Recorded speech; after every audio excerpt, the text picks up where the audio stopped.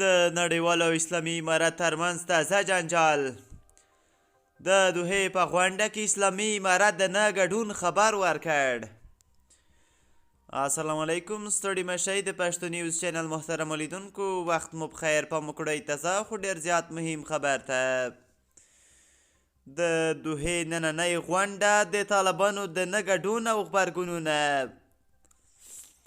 د افغانستان په اړه د ملګرو ملتونو په کوربتوب 2 ورځنۍ غونډه نن د قطر په پلازمینه دوحه کې پیلیږي، خو داسې ښکاري چې د طالبانو استازي به پکې نه وي.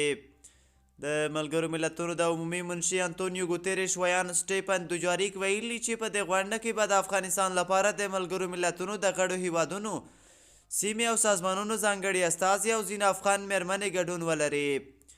ځینو رسنیو راپور ورکړی چې د ښځو په استازیتوب په دې غونډه کې د نورو ترڅنګ محبوبه سراج او شاګل رضایي برخه اخلي. د قطر د بهرنیو چارو وزارت پرون تایید کړه چې له 25 تر 28 پورې د هیوادونو استازو ته د دوحې په غونډه کې د ګډون بلنه ورکړل شوې ده. خو د طالبانو د بهرنیو چارو وزارت اعلامیه خپره کړې، ویلي دي چې په دې غونډه کې ګډون نه کوي.